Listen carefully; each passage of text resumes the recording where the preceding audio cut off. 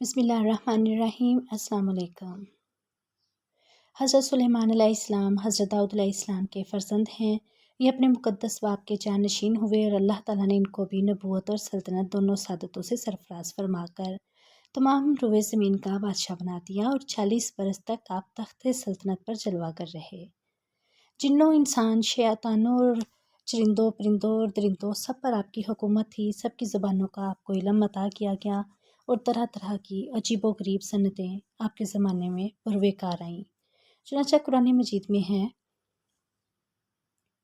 اور سلیمان داؤد کا جانشین ہوا اور کہا، اے لوگو، ہمیں پرندوں کی بولی سکھائی گئی اور ہر چیز میں سے ہم کو عطا ہوا، بے شک یہی ظاہر فضل ہے۔ اسی طرح قرآن مجید میں دوسری جگہ ارشاد ہوا،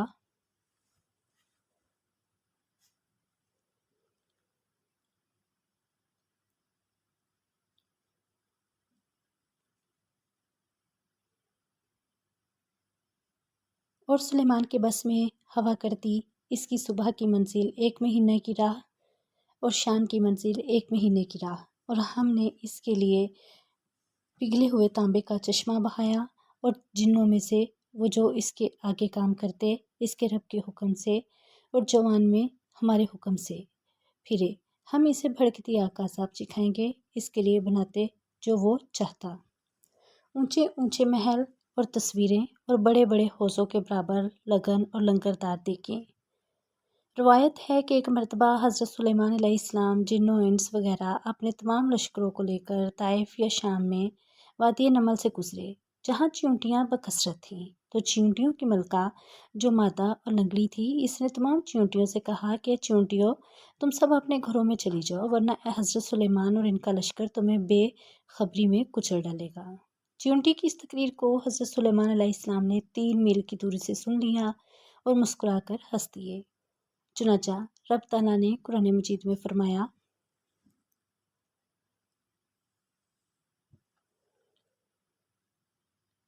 یہاں تک کہ جب چیونٹیوں کے نالے پر آئے، ایک چیونٹی بولی،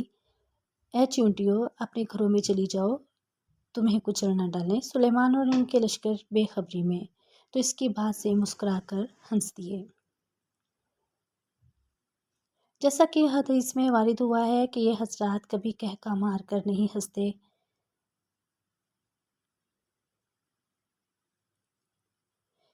منقول ہے کہ ایک مرتبہ حضرت قتادہ محدث رحمۃ اللہ تعالیٰ علیہ، جو نہایت ہی بلند و پایہ یا عالم اور جامع العلوم علامہ تھے، بالخصوص علم حدیث اور تفسیر میں تو اپنا مثل نہیں رکھتے تھے، کوفہ تشریف لائے تو ان کی زیارت کے لیے ایک عظیم الشان مجمع جمع ہو گیا۔ آپ نے تقریر فرماتے ہوئے حاضرین سے کئی بار یہ فرمایا کہ یعنی مجھ سے جو چاہو پوچھ لو۔ حاضرین پر آپ کی علمی جلالت کا ایسا سکہ بیٹھا ہوا تھا کہ سب لوگ دم بخود ساکت و خاموش بیٹھے رہے، مگر جب آپ نے بار بار للکارا تو حضرت امام اعظم ابو حنیفہ رحمۃ اللہ علیہ، جو ابھی بہت کم عمر تھے، خود تو کمال ادب سے کچھ نہ بولے، مگر آپ نے لوگوں سے کہا کہ آپ لوگ حضرت قتادہ علیہ رحمۃ اللہ سے یہ پوچھیں کہ وادی نمل میں جس چیونٹی کی تقریر سن کر حضرت سلیمان علیہ السلام مسکرا کر ہنس پڑے تھے، وہ چیونٹی نر تھی یا مادہ؟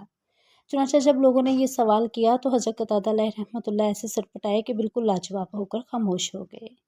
پھر لوگوں نے امام ابو حنیفہ رحمۃ اللہ علیہ سے دریافت کیا تو آپ نے فرمایا کہ وہ چیونٹی مادہ تھی۔ حضرت قتادہ علیہ رحمۃ اللہ نے فرمایا کہ اس کا ثبوت؟ امام ابو حنیفہ رحمۃ اللہ علیہ نے جواب دیا کہ اس کا ثبوت یہ ہے کہ قرآن مجید میں اس چیونٹی کے لیے مؤنث کا صیغہ ذکر کیا گیا ہے، اگر یہ چیونٹی نر ہوتی تو مذکر کا صیغہ ذکر کیا گیا ہوتا۔ حضرت قتادہ رحمۃ اللہ علیہ نے اس دلیل کو تسلیم کر لیا اور امام ابو حنیفہ رحمۃ اللہ علیہ کی دانائی اور قرآن فہمی پر حیران رہ کے اور اپنے بڑے بڑے بول پر نادام ہوئے۔ یوں تو سبھی پرندے حضرت سلیمان علیہ السلام کے تابع فرما تھے، لیکن آپ کا ہدہد آپ کی فرما برداری اور خدمت گزاری میں بہت مشہور ہے۔ اسی ہدہد نے آپ کو ملک سبا کی ملکہ بلقیس کے بارے میں خبر دی تھی کہ وہ ایک بہت بڑے تخت پر بیٹھ کر سلطنت کرتی ہے اور بادشاہوں کے شان نشان جو بھی سر و سامان ہوتا ہے وہ سب کچھ اس کے پاس ہے، مگر وہ اور اس کی قوم ستاروں کے پجاری ہیں۔ اس خبر کے بعد حضرت سلیمان علیہ السلام نے بلقیس کے نام جو خط ارسال فرمایا، اس کی یہی ہدہد لے کر گیا تھا۔ چنانچہ قرآن کریم کا ارشاد ہے کہ حضرت سلیمان علیہ السلام نے فرمایا، تم میرا یہ خط لے کر جاؤ اور ان کے پاس یہ خط ڈال کر پھر ان سے الگ ہو کر تم دیکھو کہ وہ کیا جواب دیتے ہیں۔ چنانچہ ہدہد خط لے کر گیا اور بلقیس کی گود میں اس خط کو اوپر سے گرا دیا۔ اس وقت اس نے اپنے گرد و امر اور ارکان سلطنت کا مجمع اکٹھا کیا، پھر خط کو پڑھ کر لرزہ بدنام ہو گئی اور اپنے اراکین سے یہ کہا کہ اے سردارو، بے شک میری طرف ایک عزت والا خط ڈالا گیا ہے، بے شک وہ سلیمان کی طرف سے ہے اور بے شک وہ اللہ کے نام سے ہے جو نہایت مہربان رحم والا ہے۔ مجھ پر بلندی نہ چاہو اور گردن رکھتے ہوئے میرے حضور حاضر ہو۔ خط سنا کر بلقیس نے اپنی سلطنت کے امیروں اور وزیروں سے مشورہ کیا تو ان لوگوں نے اپنی طاقت اور جنگی مہارت کا اظہار کر کے حضرت سلیمان علیہ السلام سے جنگ کا ارادہ ظاہر کیا۔ اس وقت عقل مند بلقیس نے اپنے امیروں اور وزیروں کو سمجھایا کہ جنگ مناسب نہیں ہے، کیونکہ اس سے شہر ویران اور شہر کے عزت دار باشندے ذلیل و خوار ہو جائیں گے۔ اس لیے میں یہ مناسب خیال نہیں کرتی کہ کچھ تحائف ان کے پاس بھیج دوں۔ اس سے امتحان ہو جائے گا کہ حضرت سلیمان صرف بادشاہ ہیں یا اللہ عز و جل کے نبی بھی ہیں۔ اگر وہ نبی ہوں گے تو ہرگز میرا ہدیہ قبول نہیں کریں گے، بلکہ ہم لوگوں کو اپنے دین کے اتباع کا حکم دیں گے، اور اگر وہ صرف بادشاہ ہوں گے تو میرا یہ ہدیہ قبول کر کے نرم ہو جائیں گے۔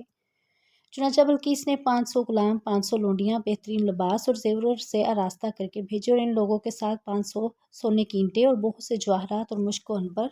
اور ایک جڑاؤ تاج ایک خط کے اپنے قاصد کے ساتھ بھیجا۔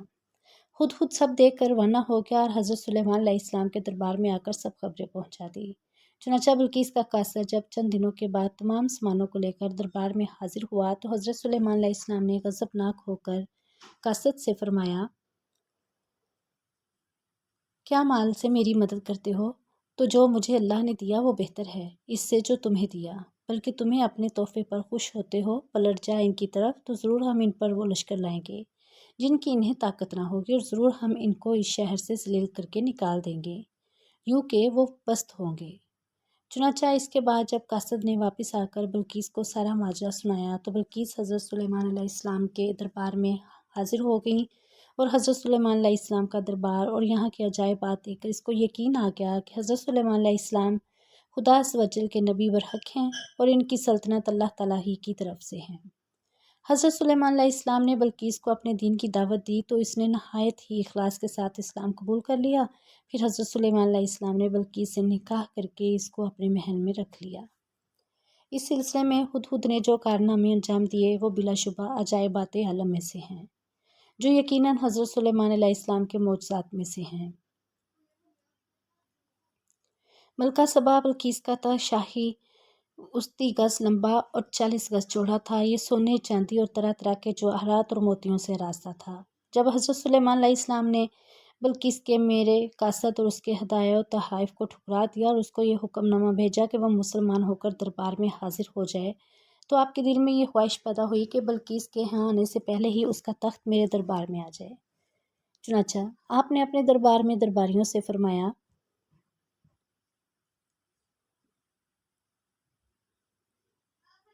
سلیمان نے فرمایا، اے درباریوں، تم میں سے کون ہے کہ وہ اس کا تخت میرے پاس لے آئے قبل اس کے کہ وہ میرے حضور متی ہو کر حاضر ہوں؟ ایک بڑا خبیث جن بولا، میں وہ تخت حضور کی خدمت میں حاضر کر دوں گا قبل اس کے کہ حضور اجلاس برخاست کریں، اور میں بے شک اس پر قوت والا ایمانت دار ہوں۔ جن کا بیان سن کر حضرت سلیمان علیہ السلام نے فرمایا کہ میں یہ چاہتا ہوں کہ اس سے بھی جلد وہ تخت میرے دربار میں آ جائے۔ یہ سن کر آپ کے وزیر حضرت آصف بن برخیا رضی اللہ تعالیٰ عنہ، جو اسم اعظم جانتے تھے اور ایک بار کرامت والی تھے، انہوں نے حضرت سلیمان علیہ السلام سے عرض کیا، جیسا کہ قرآن مجید میں ہے،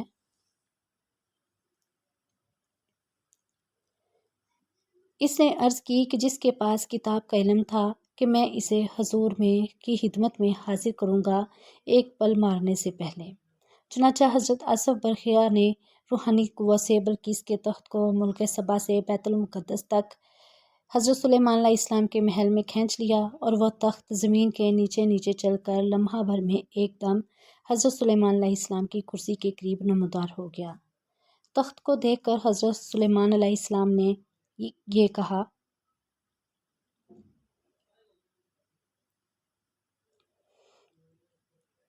یہ میرے رب کے فضل سے ہے تاکہ مجھے آزمائے کہ میں شکر کرتا ہوں یا ناشکری، اور جو شکر کرے وہ اپنے بھلے کو شکر کرتا ہے، اور جو ناشکری کرے تو میرا رب بے پرواہ ہے۔ سب خوبیوں والا۔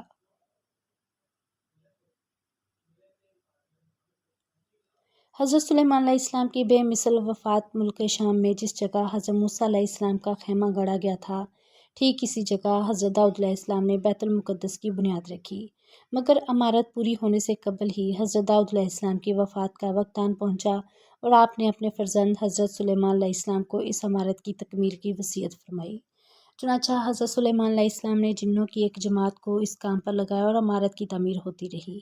یہاں تک کہ آپ کی وفات کا وقت بھی قریب آ گیا اور عمارت مکمل نہ ہو سکی تو آپ نے یہ دعا مانگی کہ الہی میری موت جنوں کی جماعت پر ظاہر نہ ہونے پائے، تاکہ وہ برابر عمارت کی تکمیل میں مصروف عمل رہیں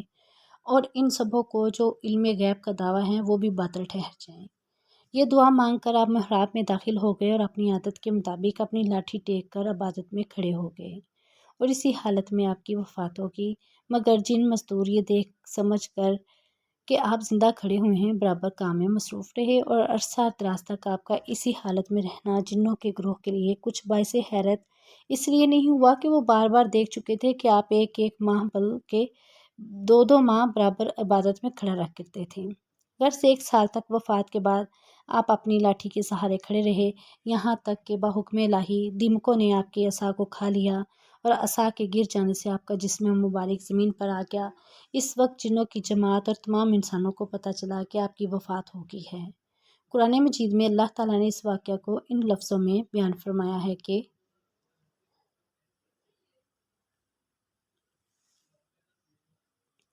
پھر جب ہم نے اس پر موت کا حکم بھیجا، جنوں کو اس کی موت نہ بتائی مگر زمین کی دیمک نے کہ اس کا عصا کھاتی تھی۔ پھر جب سلیمان زمین پر آیا، جنوں کی حقیقت کھل گئی، اگر غیب جانتے ہوتے تو اس خواری کے عذاب میں نہ ہوتے۔ اس قرآنی واقعہ سے یہ ہدایت ملتی ہے کہ حضرات انبیاء کرام علیہم السلام کے مقدس بدن وفات کے بعد سڑتے گلتے نہیں ہیں، کیونکہ آپ نے ابھی بھی پڑھ لیا کہ 1 سال تک حضرت سلیمان علیہ السلام وفات کے بعد عصا کے سہارے کھڑے رہے اور ان کے جسم مبارک میں کسی قسم کا کوئی تغیر رونما نہیں ہوا۔ یہی حال تمام انبیاء علیہم السلام کا ان کی قبروں میں ہے کہ ان کے بدن کو مٹی کھا نہیں سکتی، چنانچہ حدیث شریف میں ہے جس کو ابن ماجہ نے روایت کیا ہے کہ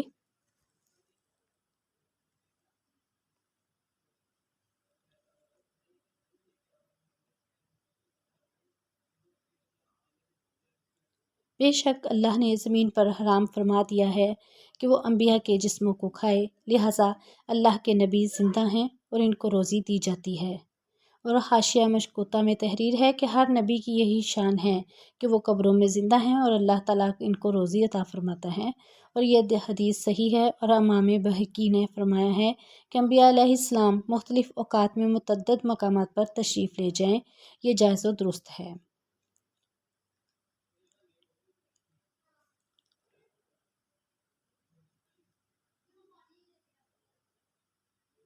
حضرات انبیاء کرام علیہم السلام اپنی اپنی مقدس قبروں میں حیات جسمانی کے لوازم کے ساتھ زندہ ہیں۔ حضرت سلیمان علیہ السلام کی عمر شریف 53 سال کی ہوئی، 13 برس کی عمر میں آپ کو بادشاہی ملی اور 40 برس تک آپ تخت سلطنت پر جلوہ گر رہے۔ آپ کا مزار اقدس بیت المقدس میں ہے۔